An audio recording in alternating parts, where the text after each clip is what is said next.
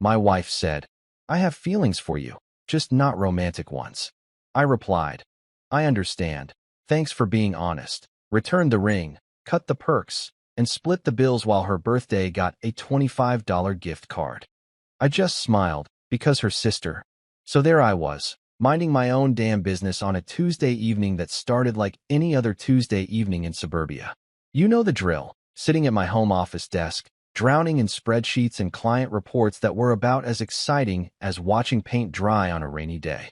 The fluorescent desk lamp was casting that lovely corporate glow over my laptop screen, and I was knee-deep in quarterly projections that would make a grown accountant weep tears of boredom. Just another thrilling night in paradise, right?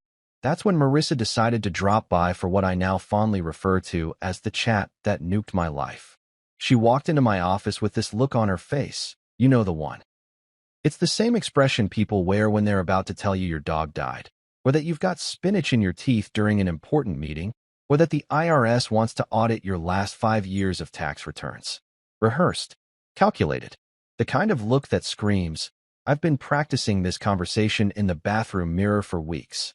She cleared her throat like she was about to deliver the Gettysburg Address, positioned herself right in front of my desk, and said with the kind of careful precision usually reserved for defusing bombs, "I have feelings for you, just not romantic ones." Her voice was steady as a rock, but her eyes?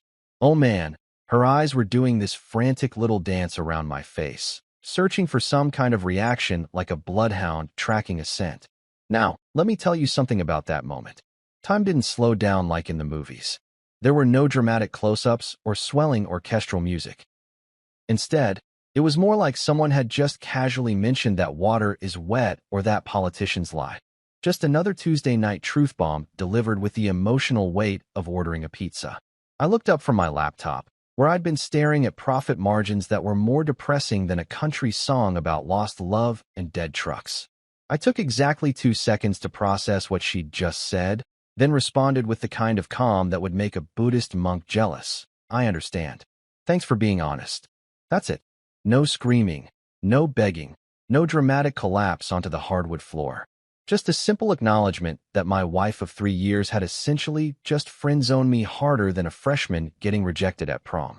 I went right back to typing, clicking away at my keyboard like she'd just told me she preferred Coke over Pepsi, instead of basically saying our marriage was now about as romantic as a business partnership.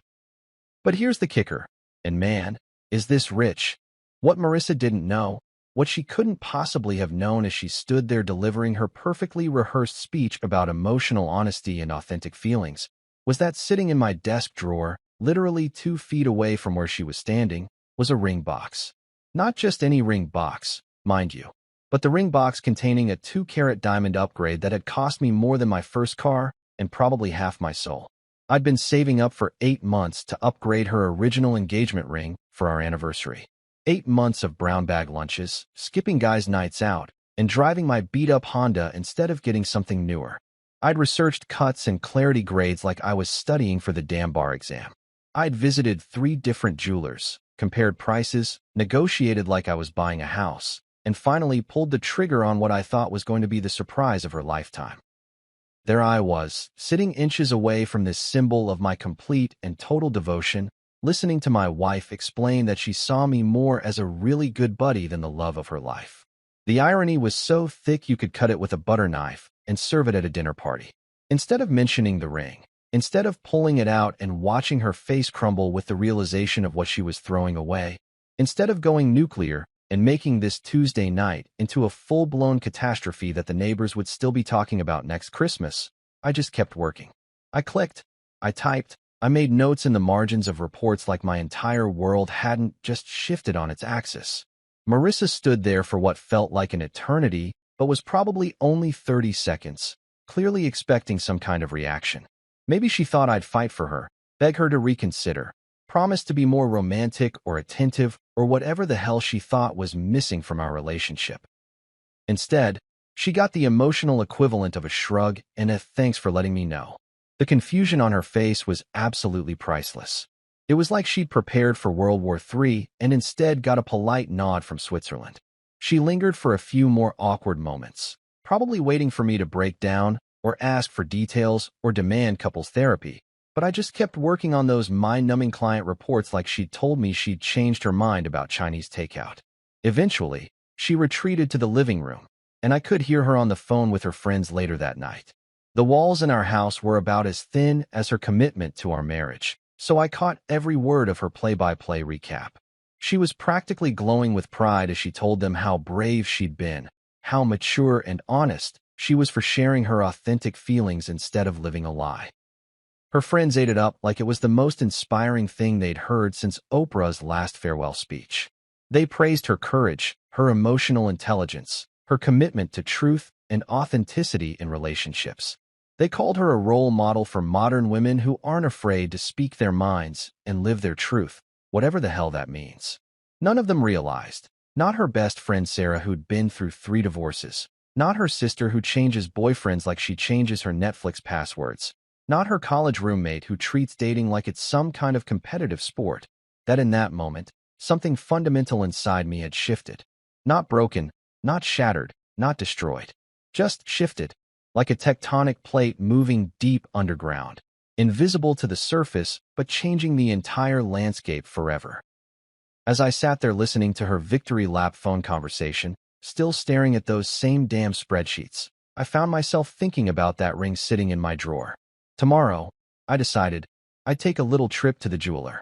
Wednesday morning rolled around with all the enthusiasm of a tax audit, and I woke up with the kind of clarity that only comes after your entire world gets rearranged by someone who supposedly loves you. You know that feeling when you've been carrying around a massive weight on your shoulders for so long that you forgot it was there, and then suddenly someone just lifts it off? Yeah, that was me at 6:47 a.m., staring at my alarm clock and realizing I had some business to take care of. I went through my usual morning routine, shower, coffee that could wake the dead, and a quick scan of emails that were somehow even more depressing than my current marital situation. But instead of heading straight to the office like every other Wednesday for the past 3 years, I made a little detour. A detour that involved a small velvet box and a conversation I'd been mentally rehearsing since about 3 a.m. when insomnia decided to be my new best friend. The jewelry store sat in one of those upscale strip malls where everything costs twice as much because they have marble floors and classical music playing softly in the background. You know the type. The kind of place where they offer you champagne while you're dropping your kid's college tuition on a shiny rock. Prestige Jewelers, with its floor-to-ceiling windows and displays that looked like they belonged in a museum rather than suburban Connecticut. I pushed through the heavy glass doors, and immediately that familiar smell hit me. Some combination of expensive leather, glass cleaner, and the lingering anxiety of men who were about to make financially questionable decisions in the name of love. The same smell that had surrounded me 3 months ago when I'd walked in here like some kind of romantic hero, ready to surprise the woman of my dreams with an upgrade that would make her friends weep with envy. Behind the counter stood Harold, the same guy who'd helped me pick out the ring. Mid-50s, perfectly groomed gray hair, and the kind of genuine smile that made you feel like you were making the smartest decision of your life, even while your credit card was crying softly in your wallet. He looked up as I approached, and I watched his expression shift from professional greeting to something that looked suspiciously like sympathy mixed with curiosity. "Good morning," he said, and I could tell he was trying to place me. Then his eyes landed on the small jewelry box in my hand, and I watched the recognition dawn on his face like a particularly unwelcome sunrise. Oh no. Yeah, I said, setting the box on the glass counter between us with the kind of finality usually reserved for closing caskets. "I'd like to return this, please." Harold picked up the box with the careful reverence of someone who'd seen this scene played out more times than he probably cared to count. He opened it, and there it was, 2 carats of supposedly eternal love, sparkling under the halogen lights like it was mocking me. The diamond I'd spent weeks researching, the setting I'd agonized over, the symbol of a future that had apparently expired faster than milk left out in the summer sun. "Was there a problem with the ring itself?" he asked, going into professional mode, while clearly hoping the answer was yes. A problem with the ring he could fix. A problem with the relationship? Well, that was above his pay grade and definitely not covered by any warranty. I could have made up some story about the size being wrong, or maybe claimed I'd found a better deal somewhere else. I could have preserved my dignity and pretended this was just a simple exchange rather than what it really was. The return of a dream that had been shot down faster than a clay pigeon at a country club. But honestly, what was the point? Harold seemed like a decent guy, and lying about it wasn't going to change the fact that my wife had essentially handed me my walking papers disguised as emotional honesty. My wife told me last night that she has feelings for me, just not romantic ones. I explained, and man, saying it out loud made it sound even more ridiculous than it had felt in the moment. Turns out she'd prefer we be friends rather than, actually married. The look on Harold's face was something else. It was the expression of a man who'd probably sold thousands of engagement rings over the years, witnessed countless proposals, helped nervous guys pick out symbols of forever, and had definitely seen his share of returns. But this one seemed to hit him differently. Maybe it was the casualness with which I delivered the news, or maybe it was just the sheer absurdity of the situation, but he actually winced. "I'm really sorry to hear that," he said, and I could tell he meant it. That's rough, buddy." "Yeah, well, life's full of surprises," I replied with the kind of dark humor that becomes your best friend when the alternative is having a complete breakdown in a jewelry store on a Wednesday morning. Some of them are good surprises, like finding $20 in an old jacket. Others are like discovering your spouse sees you as her favorite platonic companion. Harold started pulling up my purchase information on his computer, fingers clicking away at the keyboard, while occasionally glancing up at me like he was trying to gauge whether I was going to have some kind of emotional meltdown right there on his pristine marble floor. Honestly, I was wondering the same thing myself. "We can definitely process this return," he said after what felt like an eternity of keyboard clicks and system searches. "You're well within our 90-day return window. The refund should hit your account within 3 to 5 business days. 3 to 5 business days for 3 months of saving, planning, and dreaming to get wiped clean like it never happened." There was something beautifully efficient about that. In less than a week, it would be like I'd never walked into this store, never spent hours comparing settings, never imagined the look on Marissa's face when she opened this box. As Harold processed the return, filling out forms and clicking through screens with the practiced efficiency of someone who'd unfortunately done this before, I found myself thinking about all the speeches I'd planned. The candlelit dinner I'd booked at that lake house resort about 2 hours upstate, the same place we'd gone for our first anniversary. I'd already put down a deposit, already imagined how I'd present the ring as the sun set over the water, already rehearsed the words about how much she meant to me and how I wanted to spend the rest of my life, making her as happy as she made me. All gone. Poof. Like a magic trick performed by the world's most disappointing magician. But as I stood there waiting for Harold to finish the paperwork, something weird happened. Instead of feeling devastated or angry or betrayed, I felt relief. Like a pressure valve had been released somewhere deep in my chest. Maybe the universe had done me a solid here. Maybe it had saved me from tying my entire future to someone who'd already mentally checked out of our relationship, but hadn't bothered to mention it until after I'd invested 8 months of brown bag lunches and overtime pay into a symbol of forever. The refund receipt printed out with a cheerful little beep, and Harold handed it to me along with what looked like genuine sympathy. "Take care of yourself," he said, and something in his voice made me think he'd been there himself at some point. "Thanks, Harold. You too." I walked back out into the parking lot, and for the first time in 24 hours, I actually smiled. You know what's funny about taking people at their word? They almost never expect you to actually do it. Case in point, my dear wife Marissa, who'd asked to be treated like a friend instead of a romantic partner, apparently thought this was some kind of theoretical concept rather than a practical lifestyle change.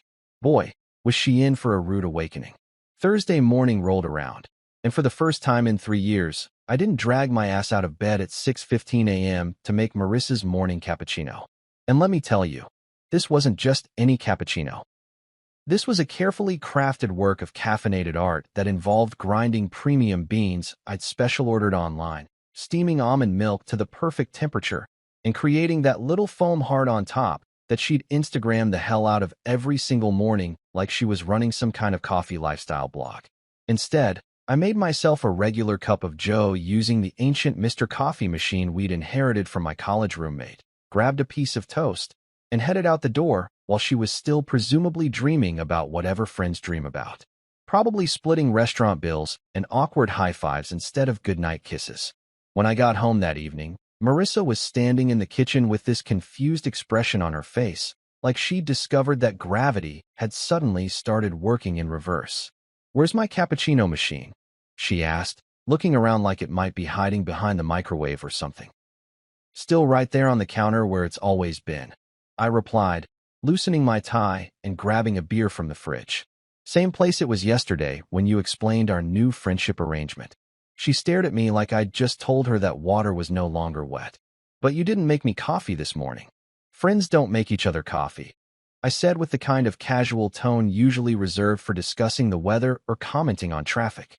"They might grab a cup together at Starbucks if they're feeling generous, but the whole personal barista thing? That's more of a romantic partner perk." The look on her face was absolutely priceless. It was like watching someone realize they'd been playing chess while everyone else was playing checkers, and the rules had suddenly changed mid-game.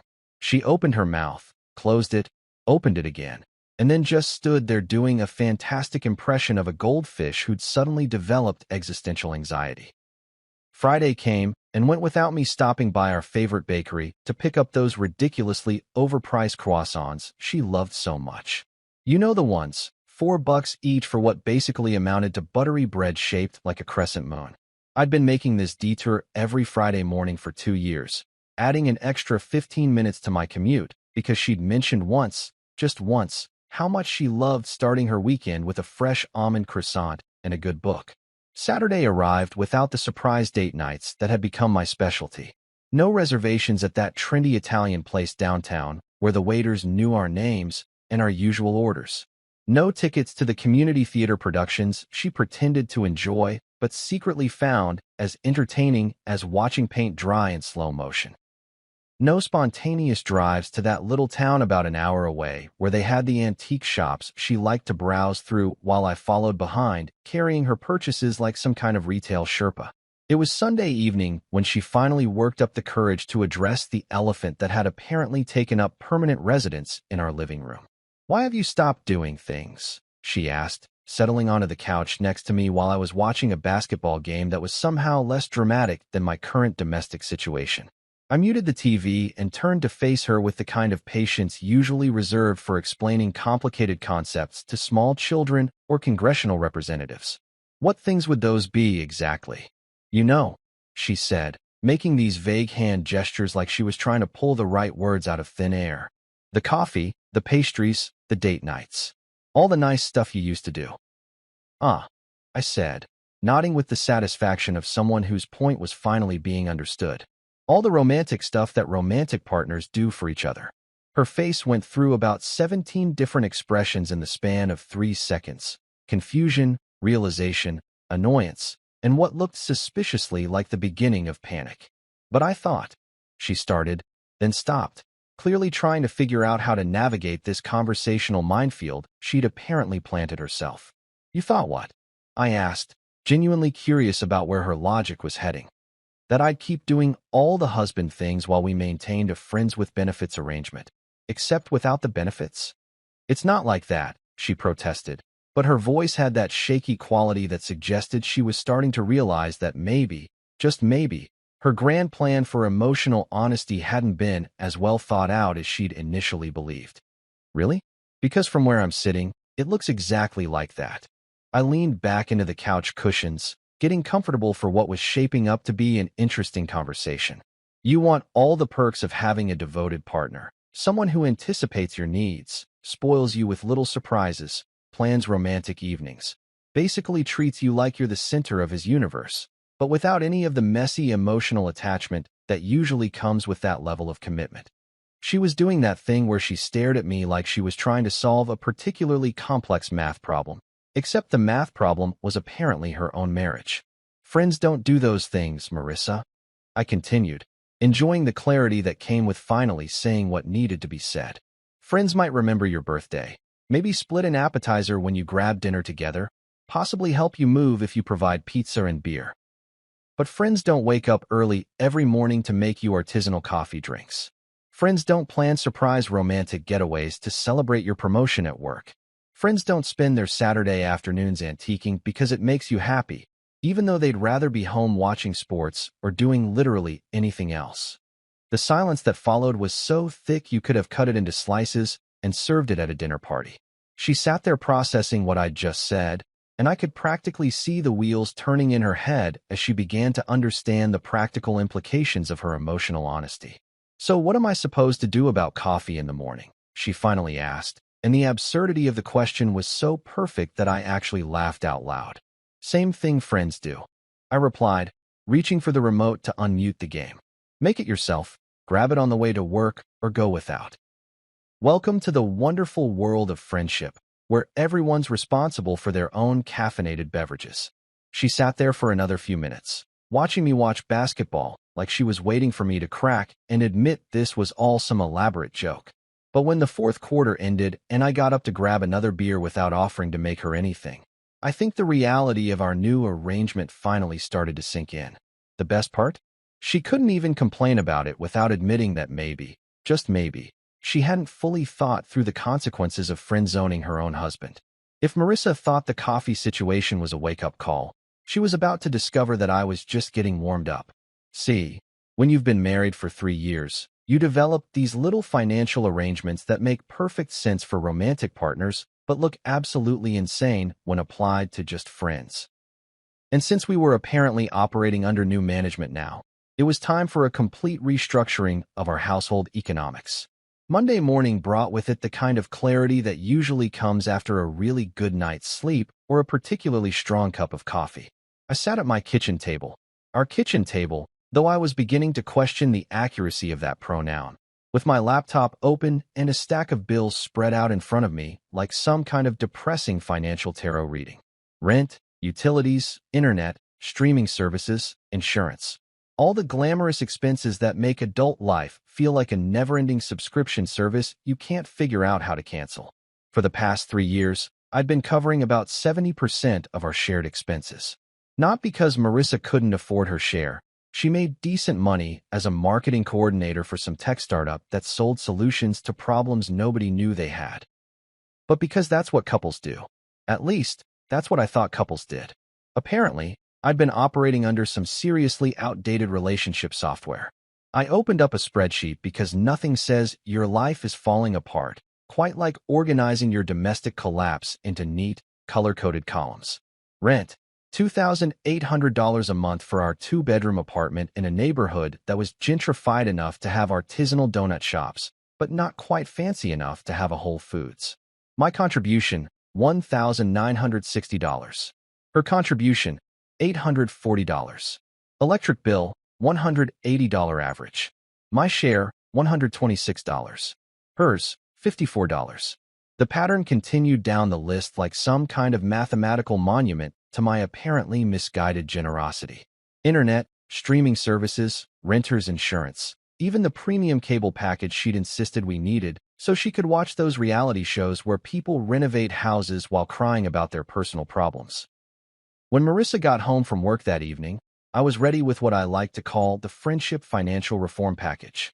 She walked through the door doing that thing where she kicked off her heels and let out one of those dramatic sighs that suggested her day had been about as enjoyable as a root canal performed by someone with shaky hands.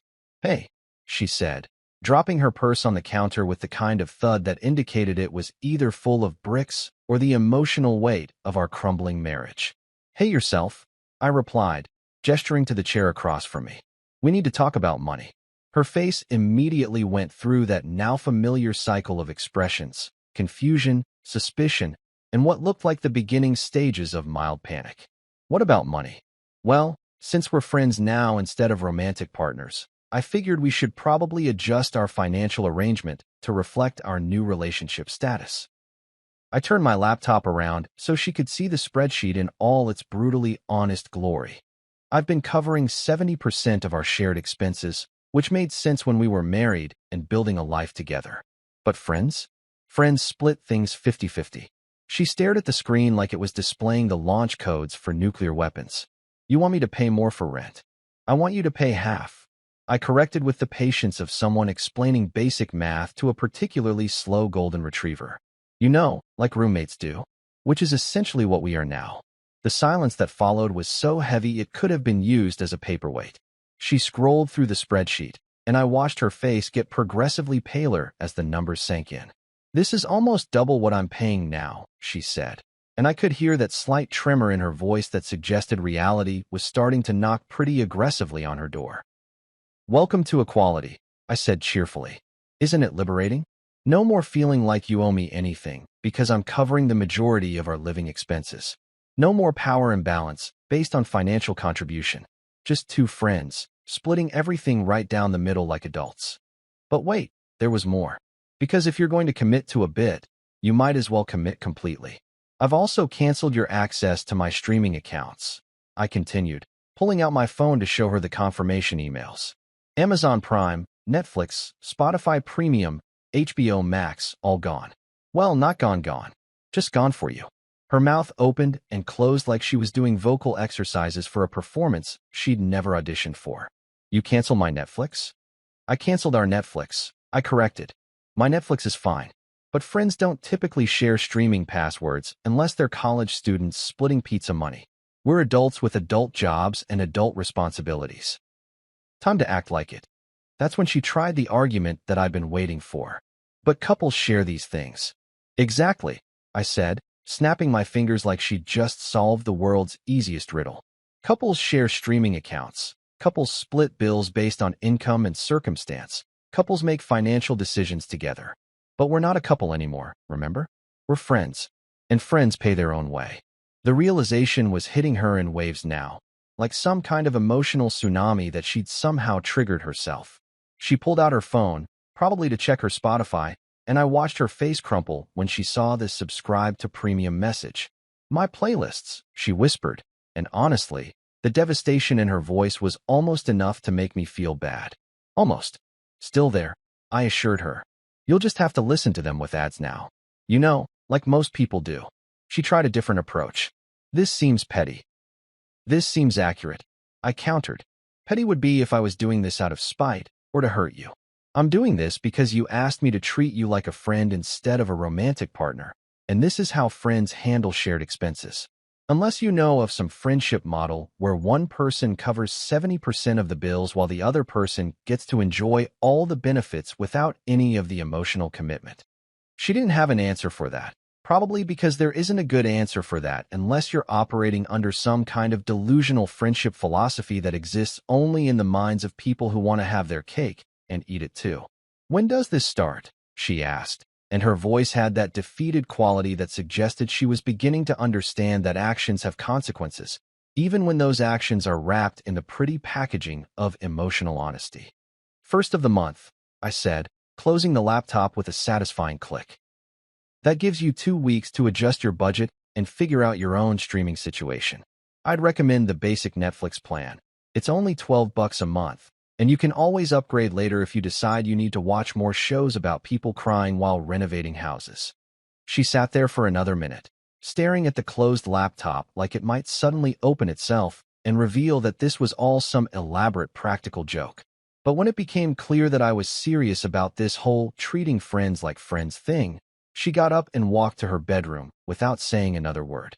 About an hour later, I heard her on the phone with her sister, explaining how I was being weird about money and acting like we're just roommates. The irony was so perfect I had to pour myself a drink to properly appreciate it. If there's one thing that separates friends from romantic partners, it's how they handle birthdays. Friends remember your birthday, maybe post something on Facebook, possibly split the cost of drinks if you're feeling generous. Romantic partners? They pull out all the stops like they're planning the invasion of Normandy, except with more cake and significantly less tactical strategy. Marissa's birthday was coming up on the 18th, and let me tell you, this woman's birthday celebrations in the past had been legendary. I'm talking weekend trips to Napa Valley, surprise parties with 50 of her closest friends, custom jewelry that cost more than some people's cars, and dinner reservations at restaurants where you need to know somebody who knows somebody just to get a table. Her last birthday had involved a 3-day spa retreat, a surprise visit from her college roommate who flew in from Seattle, and a party at one of those trendy rooftop bars where they charge $18 for a cocktail that comes with a flower in it. But that was back when I was operating under the delusion that we were madly in love and building a future together. Now that we'd been downgraded to friendship status, it was time to recalibrate my birthday expectations to match our new relationship parameters. The morning of her birthday, I woke up at my usual time, went through my normal routine, and at exactly 9 a.m., not too early to seem desperate, not too late to seem like I forgot, I sent her a text message. Nothing fancy, no elaborate emoji combinations or heartfelt paragraphs about how grateful I was to have her in my life. Just a simple, straightforward happy birthday, followed by a birthday cake emoji, because I'm not completely heartless. When I got home from work that evening, Marissa was sitting on the couch wearing what I'd learned to recognize as her expectant expression. It's the same look kids get on Christmas morning, or the face people make when they're waiting to see if they won the lottery. She'd clearly put some effort into her appearance. Hair done, makeup perfect, wearing that dress she usually reserved for special occasions. "So," she said, drawing out the word like it contained multiple syllables. "What's the plan for tonight?" I reached into my jacket pocket and pulled out a small gift bag, the kind you get at the checkout counter at Target when you realize you forgot to buy an actual gift bag and need something that says, "I remembered this was happening, but didn't put a lot of thought into the presentation." "Happy birthday," I said, handing her the bag with the same energy most people reserve for handing over a parking ticket. She took the bag like it might contain either a live grenade or the Hope Diamond, clearly unsure what to expect. Inside was a $25 Target gift card nestled in some of that crinkly tissue paper that sounds like someone stepping on a bag of potato chips every time you move it. The look on her face was absolutely priceless.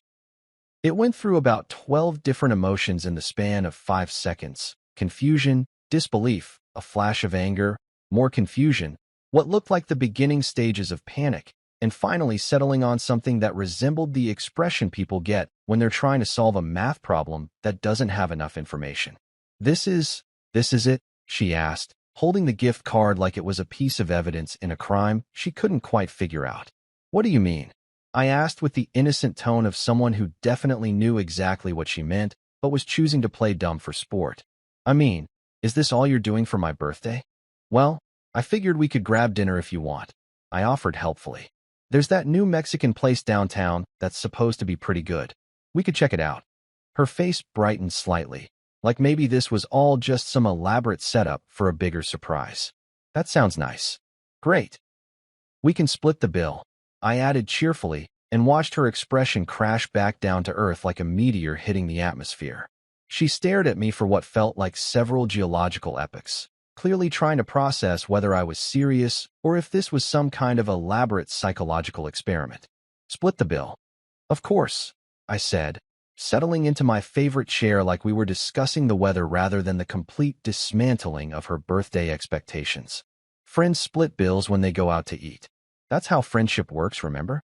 The silence that followed was so complete I could actually hear the refrigerator humming in the kitchen, which was either a testament to how quiet our apartment had become or evidence that our fridge was about to die and add yet another expense to our already complicated financial situation.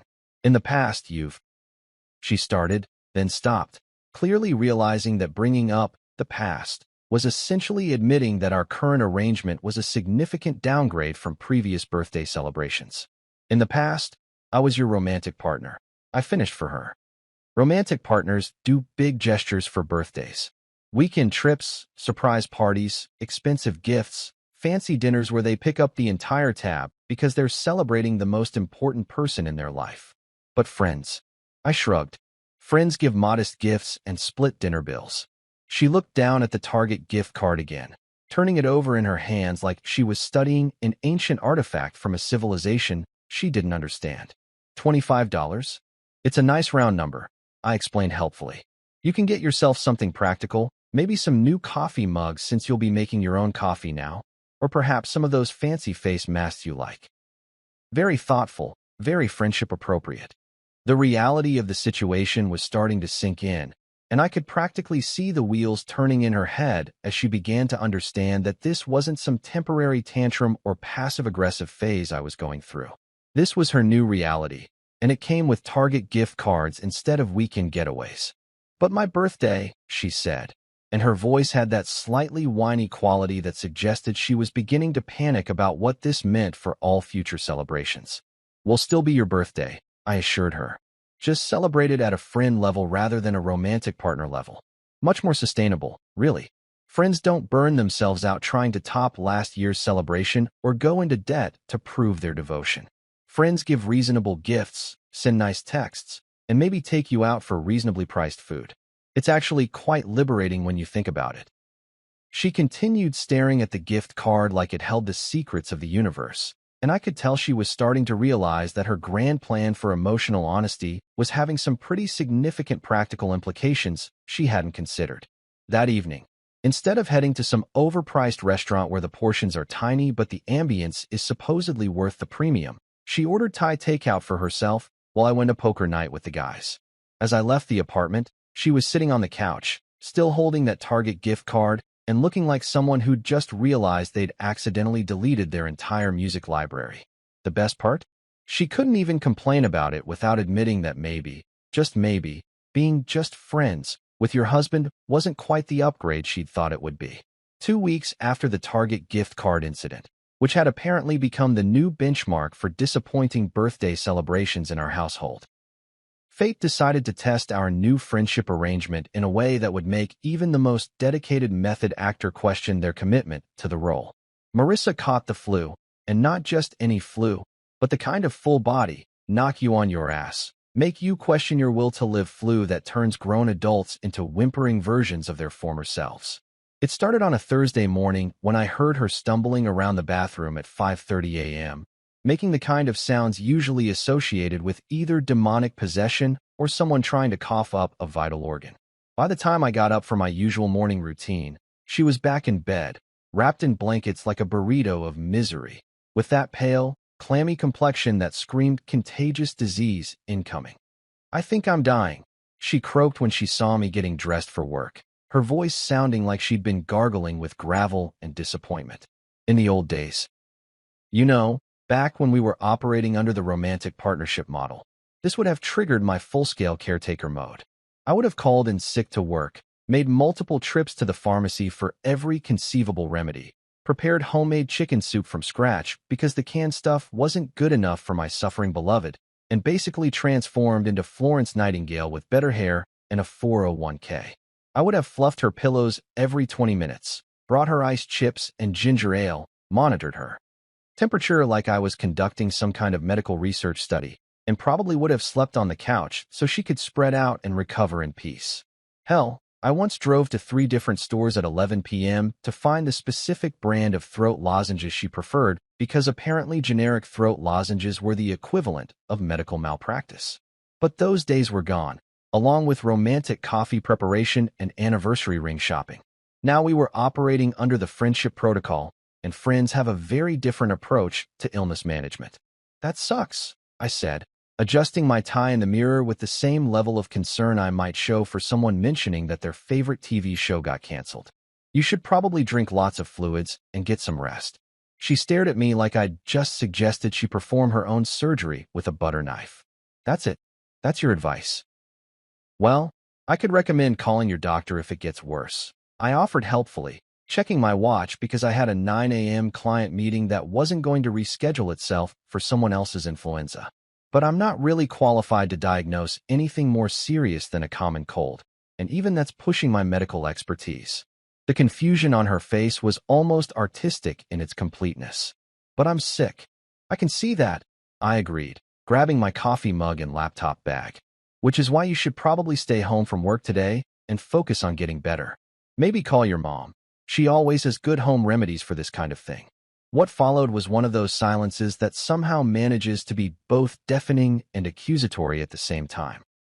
She was clearly waiting for me to transform back into the devoted caretaker who would drop everything to nurse her back to health, while I was busy being the kind of friend who acknowledges your illness, offers basic common sense advice, and then goes about his day because he has responsibilities that don't involve monitoring someone else's mucus production. "You're really going to work?" she asked, and her voice had taken on that incredulous tone people use when they discover that gravity still applies even when they don't want it to. "I have meetings all day," I explained patiently. Johnson and Associates are expecting their quarterly report, and the Peterson account needs those projections by noon. You know, work stuff. The kind of thing friends understand about each other's professional obligations. She pulled the blankets up to her chin like she was building a fortress of self-pity. When I had the stomach bug last year, you took 3 days off to take care of me. Last year, I was your devoted husband who was deeply concerned about your well-being and wanted to make sure you had everything you needed to recover quickly, I pointed out. This year, I'm your friend who hopes you feel better but has his own life to live. The realization was hitting her in real time, and I could practically watch the gears turning in her fevered brain as she began to understand that friendship came with significantly fewer caretaking perks than marriage. So what am I supposed to do if I need medicine or soup or anything? Same thing all the other adults in the world do when they get sick, I replied cheerfully. Call for delivery. Ask a friend to pick something up for you. Or tough it out until you feel well enough to handle it yourself. You're a capable, independent woman with her own phone and credit cards. I have complete faith in your ability to manage a common flu. I could see her trying to process this information through the haze of fever and disbelief. In her mind, she was probably still operating under the assumption that our new friendship would somehow maintain all the benefits of marriage while eliminating only the romantic expectations. The reality that friendship actually meant friendship was apparently more shocking than her 102-degree temperature. Around lunchtime, my phone buzzed with a text from her. Can you pick up some of that soup I like from the deli on your way home? I responded with the efficiency of someone who had fully embraced his new role. Hope you're feeling better. Stay hydrated. That evening when I got home, she was still wrapped in her blanket burrito, but now she had that particular brand of indignation that comes from spending an entire day sick and alone while contemplating the injustice of friendship-level healthcare. You didn't bring soup, she said, like she was announcing a betrayal on par with Benedict Arnold selling out the Continental Army. Friends don't typically do grocery runs for each other unless it's specifically arranged in advance, I explained. Loosening my tie and checking the mail like this was a perfectly normal conversation between two reasonable adults. If you wanted me to pick something up, you would have asked directly, offered to pay me back, and probably would have asked yesterday, so I could plan accordingly. She called me heartless. She actually used that exact word, like my failure to anticipate her soup needs was evidence of some fundamental character flaw rather than a perfectly reasonable application of friendship boundaries. Romantic partners take care of each other when they're sick, I agreed. They cancel plans, make special trips to the store, prepare comfort food, and generally prioritize their partner's recovery above their own convenience. But friends? Friends send well wishes and maybe offer to help if specifically asked and if it's convenient. She stared at me with the kind of expression usually reserved for people who've just discovered that Santa Claus isn't real and the Easter Bunny is just a guy in a costume. The best part?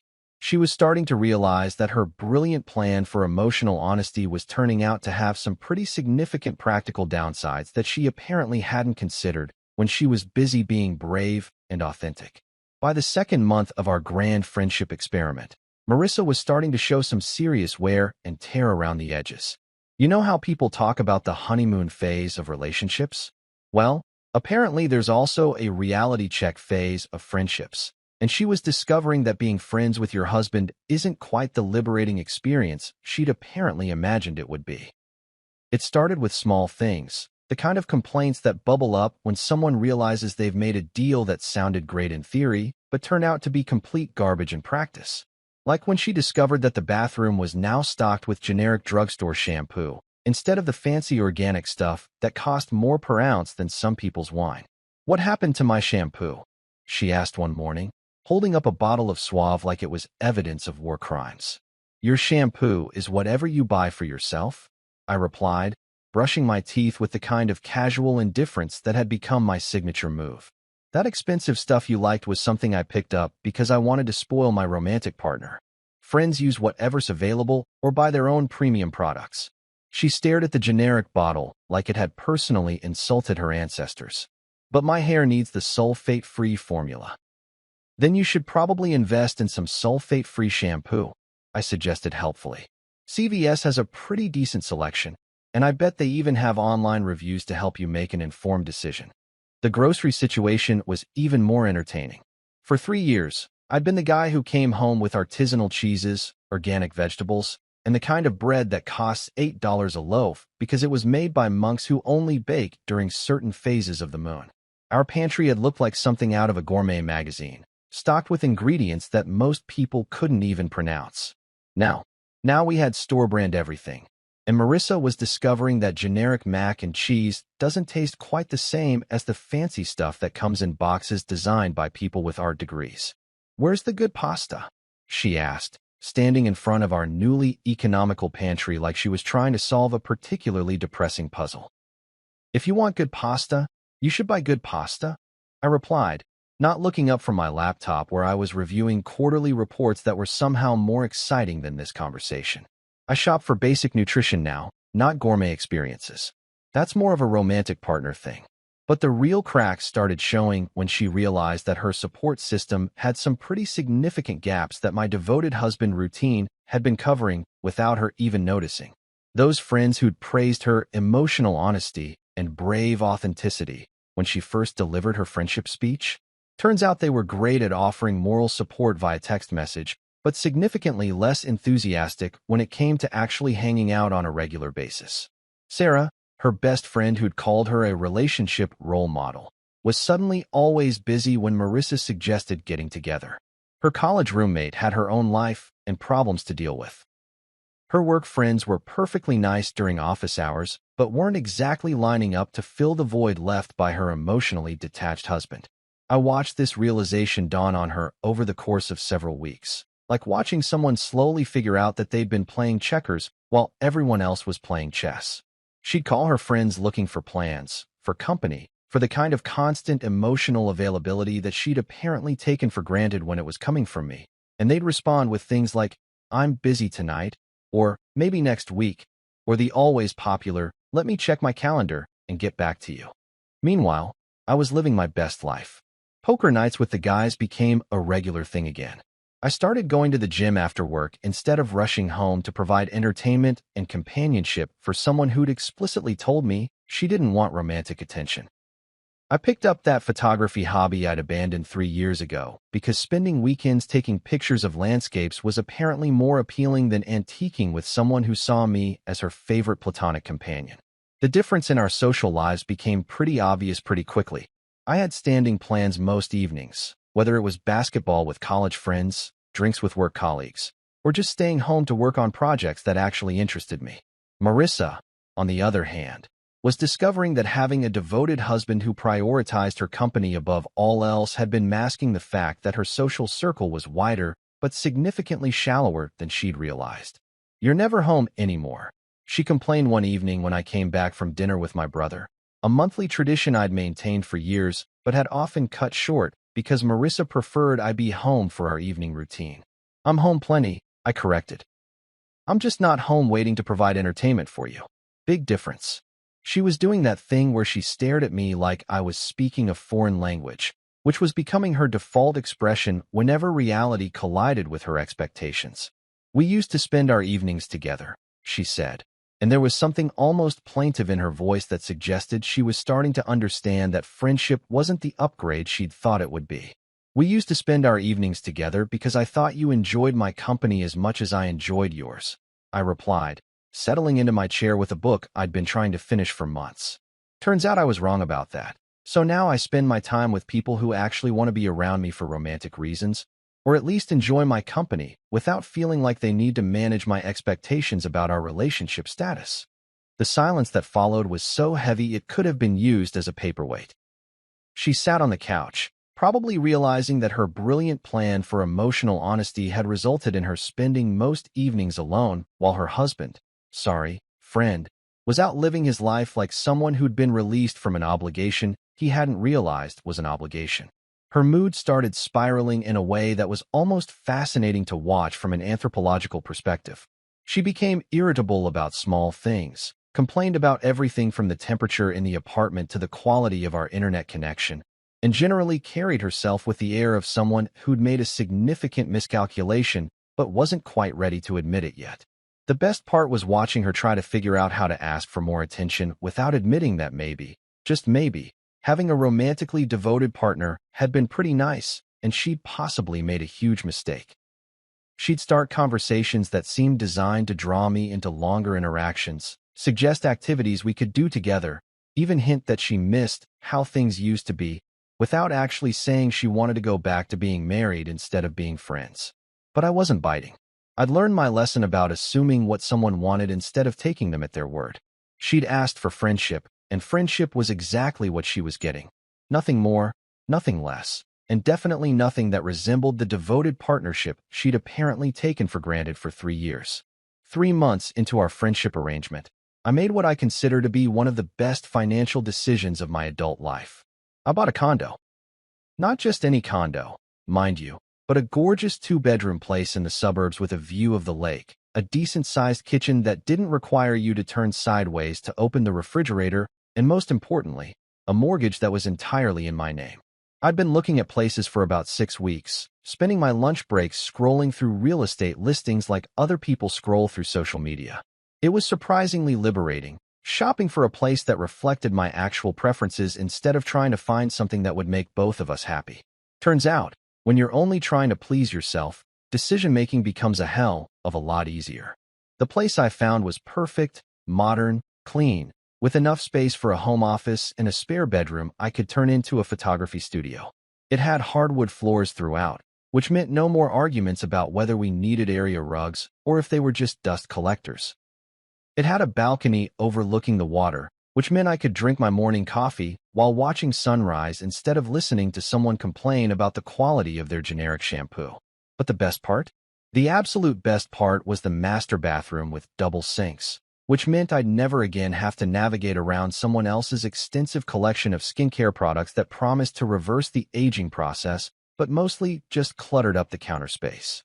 I signed the papers on a Friday afternoon, and by Monday evening I was ready to share the good news with my dear friend and roommate. Marissa was in the kitchen when I got home from work, attempting to make dinner with the kind of defeated energy that suggested she was still coming to terms with the reality of our generic grocery situation. She looked up when I walked in, and I could see her trying to gauge my mood, probably hoping I was in a chatty mood that might lead to something resembling the companionship she'd apparently taken for granted for 3 years. "How was your day?" she asked, and there was something almost hopeful in her voice that suggested she was still holding out for some kind of magical reset button that would make our friendship feel less like a consolation prize. "Actually, it was pretty great," I said, loosening my tie and grabbing a beer from the fridge. "I have some news." Her face immediately shifted into what I'd learned to recognize as her cautiously optimistic expression. Maybe she thought I was about to announce that this whole friendship thing had been some kind of elaborate test, and now that she'd proven her commitment to emotional honesty, we could go back to the way things were.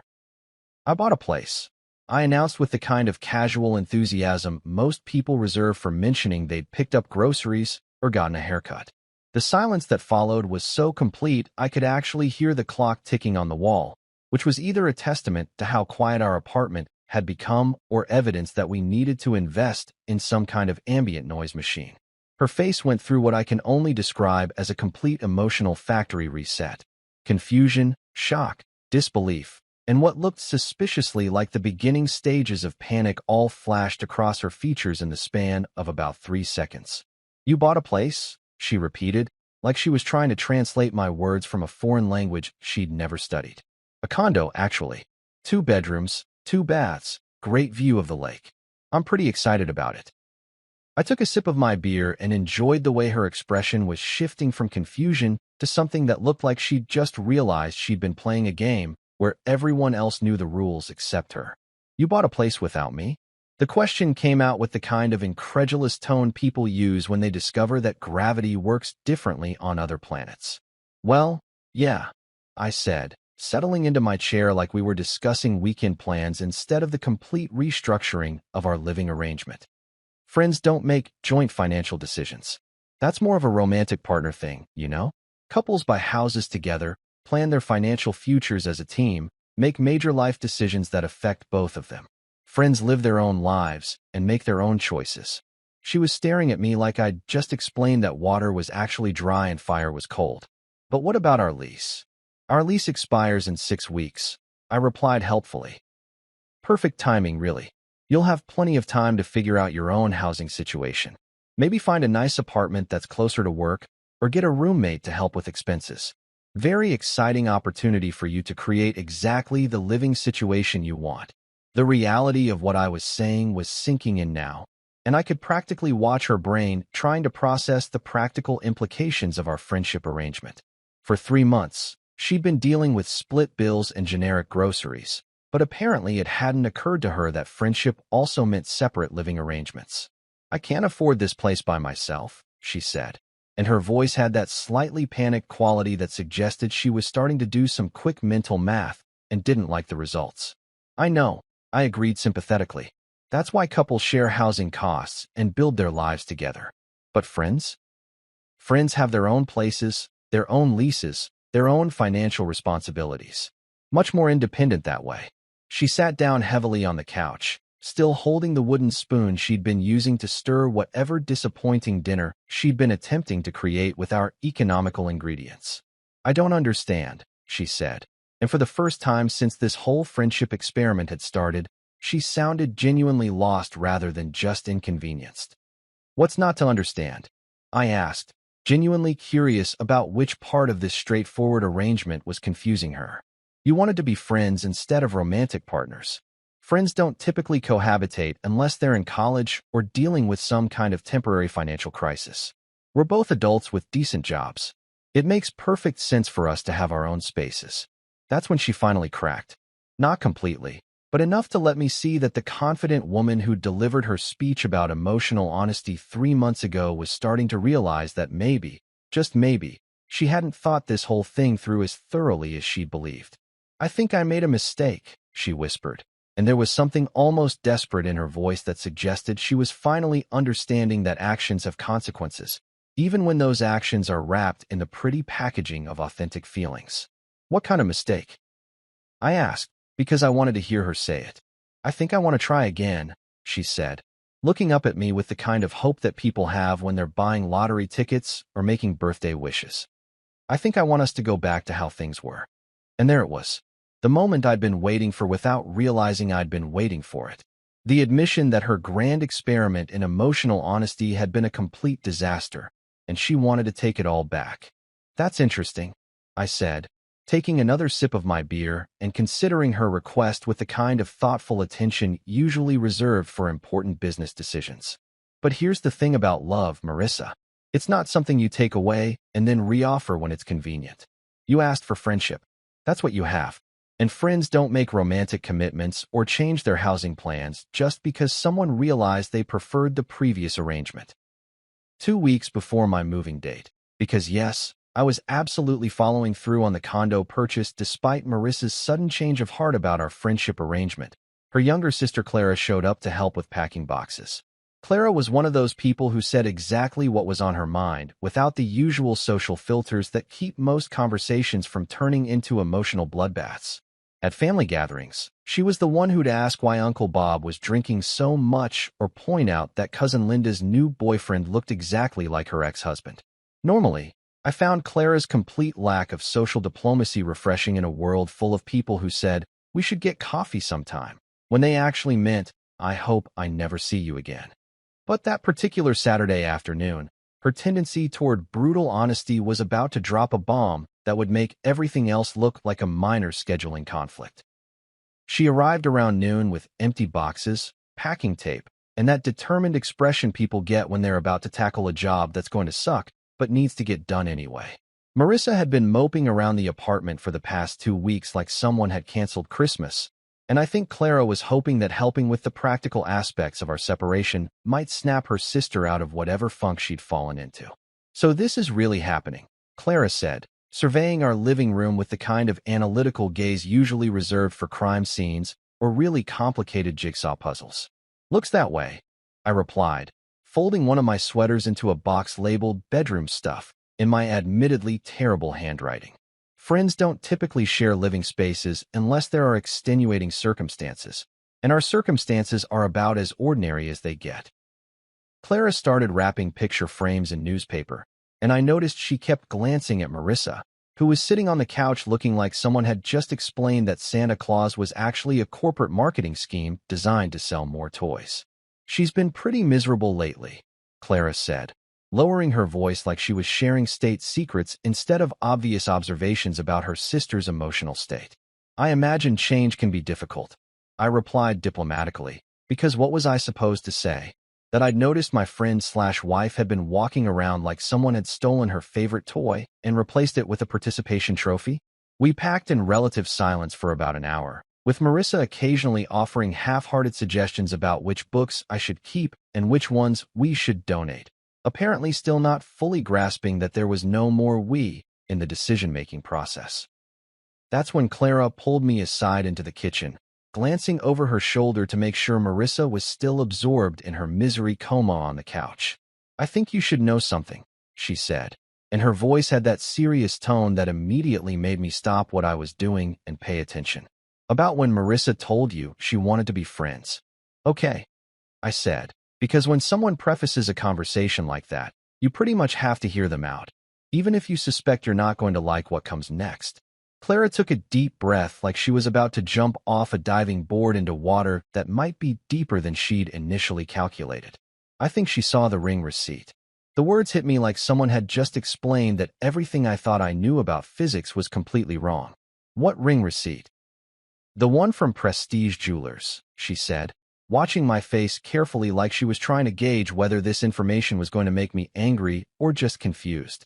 "It was on your desk a few weeks before she had that conversation with you. She was looking for a stapler or something, and she saw it." I felt something shift in my brain, like puzzle pieces that had been scattered around for months suddenly clicking into place with that satisfying sound that means everything finally makes sense. "She saw the receipt for the upgrade ring." "Yeah," Clara confirmed, and she looked genuinely uncomfortable about having to deliver this information. "She freaked out completely. Called me that night crying about how she wasn't ready for another proposal, how she felt pressured, how she didn't know what to do." The picture was becoming clearer now, and it wasn't a pretty one. So her speech about having feelings for me, but not romantic ones, was panic, Clara finished. "She was trying to downgrade your relationship before you could upgrade it with another ring. She thought if she could get you to back off romantically, she could buy herself time to figure out what she actually wanted." I leaned against the kitchen counter, processing this information with the kind of calm that comes after you've already been through the worst part of something, and now you're just getting the background details. "She was trying to friend-zone me to avoid getting engaged." Basically, yeah. Clara looked genuinely sorry about having to explain her sister's manipulative behavior. "She thought she could keep all the good parts of being married to you while eliminating the pressure of, actually being married to you." The genius of it was almost impressive in its complete short-sightedness. Marissa had seen that receipt and panicked, then concocted this elaborate plan to have her cake and eat it too. She wanted the devoted husband who made her coffee and planned romantic surprises and covered 70% of the bills, but without any of the commitment or emotional vulnerability that came with actually being someone's wife. Did she think I'd just keep doing all the husband things while being downgraded to friend status? I asked, genuinely curious about the logic behind this plan. "I think she honestly believed you'd be so grateful to keep her in your life in any capacity that you'd basically become her devoted best friend who happened to live with her and take care of her," Clara admitted. She didn't really think through what friendship actually meant in practical terms. We stood there in silence for a minute, both of us processing the implications of this revelation. In the living room, Marissa was still sitting on the couch, probably wondering why her brilliant plan had backfired so spectacularly. "Why are you telling me this?" I asked, because Clara had never struck me as someone who enjoyed stirring up family drama for entertainment purposes. "Because she's never going to tell you herself, and I think you deserve to know what actually happened," she said. "Also because she's been calling me every night for the past month asking how to fix this, and I finally told her that maybe she should try being honest about what she actually did instead of pretending like this was all some kind of spontaneous emotional revelation." "And what did she say to that?" Clara snorted. "She said she couldn't tell you the truth because it would make her look manipulative and selfish." "Well," I said, grabbing another empty box and heading back toward the living room, "at least she's not wrong about that." The rest of the afternoon took on a completely different tone. Every time Marissa made some comment about missing how things used to be or wondering if we were making a mistake, I found myself thinking about that receipt and her calculated decision to emotionally manipulate our entire relationship to avoid a conversation she didn't want to have. She hadn't been brave or emotionally honest. She'd been scared and calculating, trying to engineer a situation where she could keep all the benefits of my devotion while eliminating any expectations of reciprocity. That evening, after Clara left and we were sitting in our half-packed apartment, I decided it was time for some actual honesty. "So," I said, settling into my chair for what I knew was going to be an interesting conversation, "Clara told me about the ring receipt." Moving day arrived with the kind of crisp autumn weather that makes you feel like anything is possible, which was probably the universe's way of giving me a high five for finally getting my life back on track. The moving truck pulled up at 8 a.m. sharp, and by noon I was standing in my new condo, surrounded by boxes and feeling something I hadn't felt in months: genuine excitement about my future. The place looked even better than I remembered. Sunlight streamed through the windows overlooking the lake, highlighting the hardwood floors that didn't have a single scuff mark from someone else's questionable furniture choices. The kitchen was spacious enough that I could actually cook without feeling like I was performing surgery in a phone booth. And the master bedroom?